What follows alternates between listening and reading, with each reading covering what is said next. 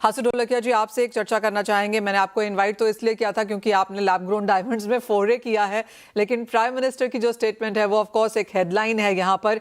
Even as आप नए businesses की तरफ यहाँ पर कदम रख रहे हैं, जिस तरह से प्राइम मिनिस्टर ने कहा है अगले 1 साल तक गोल्ड ना खरीदें, गोल्ड ज्वेलरी ना खरीदें, किस तरह से आप as a company and as an industry इसे रिस्पॉन्ड कर रहे हैं? पहले तो थैंक यू मनीषा जी। हमारा जो रोल है वो एक्सपोर्ट का है। हम यहाँ लोकल में नहीं बेचते। जो जो भी हमने अभी फंड रेज रिसेंटली किया हुआ है वो प्योरली हमारा जो मेजर मार्केट यूएस है वहाँ पे ही हमारा फोकस है। तो हम गोल्ड इंपोर्ट करके वापस बेचते हैं, जिसमें हम हमारे इंडिया में ही बने हुए लैब ग्रोन डायमंड सेट करते हैं। क्लियरली आप तो प्राइम मिनिस्टर ने जो कहा है उसके फोरे में ही नहीं है, आप एक्चुअली बेहतर काम कर रहे हैं। गोल्ड आ रहा है और आप एक्सपोर्ट यहाँ पर उसको वैल्यू एडिशन के साथ कर रहे हैं।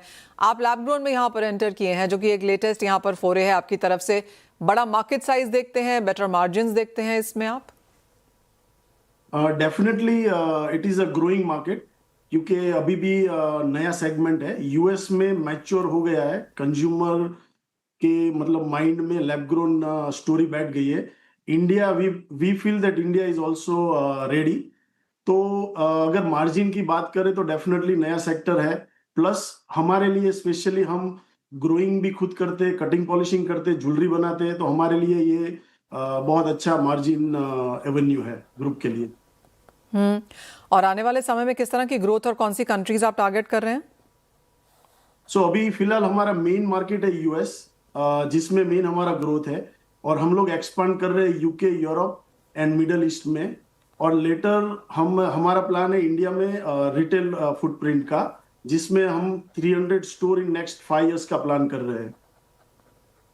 ऑलराइट, तो क्लियरली एक बड़ी चीज़ है यहाँ पर आते हुए। आसू भाई, आप कहेंगे एज ऑफ नाउ प्रधानमंत्री की स्टेटमेंट से कोई फर्क नहीं है कोई, और is it too early to say? बहुत जल्दी है अभी ये कहना कि इसका क्या इम्पैक्ट होगा, क्या नए स्टेप्स आ सकते हैं? आई थिंक जो मोदी जी ने कहा है वो definitely as a good citizen हमें वो करना चाहिए, क्योंकि उन्होंने हमारे से बेटर एनालिसिस या बेटर डेटा होगा। तो जितना हम कम खर्चा करें, ज्यादा सेविंग्स करें, वो हमारे सबके लिए अच्छा है। बट एज अ एक्सपोर्टर मैं रिक्वेस्ट करूंगा सारे एक्सपोर्टर को कि जैसे आप लोकल पे फोकस कर रहे हो, वैसे ज्यादा एक्सपोर्ट पे फोकस करके ज्यादा से ज्यादा डॉलर यहाँ पे इंडिया में आए, वैसा काम करें। ओह एब्सोल्युटली, मोदी जी ये ज़रूर सुनना यहाँ पर पसंद करेंगे। हसन भाई, ये फाइनल सवाल आपसे यहाँ पर है। जैसे आपने कहा कि एज ऑफ नाउ एक्सपोर्ट को लेकर ज़्यादा यहाँ पर इन्वेस्टमेंट्स आप कर रहे हैं, और जो रिटेल इंडिया के हिसाब से है वो 5 साल का अभी है, लेकिन आप कहेंगे 2-3 महीने थोड़े से अनसर्टन हो जाते हैं पीएम की बात के बाद? डेफिनेटली क्योंकि जैसे ही मोदी जी ने मैसेज दिया, लोग डेफिनेटली सोना कम खरीदेंगे। तो हो सकता है next 2 to 3 months jewellery sector के लिए थोड़ा स्लो जाए। बट जैसे हर्षल ने बात की, आई थिंक रिसाइकल का अगर हम प्रमोट करें, जिसमें लोग अपनी पुरानी ज्वेलरी लेके आए और ज्वेलर्स को देके उसके सामने नई ज्वेलरी ले, तो ये करने से नया परचेस हम रोक सकते हैं और नया इंपोर्ट रोक सकते हैं गोल्ड का। जी हाँ, तो देखना होगा अगले 2-3 महीनों में कि पीएम की स्टेटमेंट का यहाँ पर किस तरह का असर बनता है। एज ऑफ ऑफ कोर्स ये हेडलाइन है यहाँ पर, और सभी जो ज़्यादातर मिनिस्टर्स की तरफ से, कॉरपोरेट्स की तरफ से हमने यहाँ पर रिएक्शंस आते हुए देखे हैं।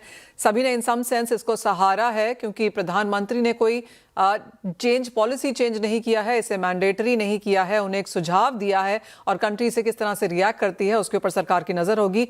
अनटिल देन, अनलेस उसके बाद यहाँ पर हम कोई पॉलिसी चेंज आता हुआ देखें तो उस पर भी नज़र होगी। लेकिन फिलहाल समय है एक ब्रेक का भी। बहुत शुक्रिया हर्षल, कुणाल और आसिफ भाई, आप सभी का साथ जोड़ने के लिए। ब्रेक के बाद लेकर आएंगे बॉन्ड स्ट्रीट।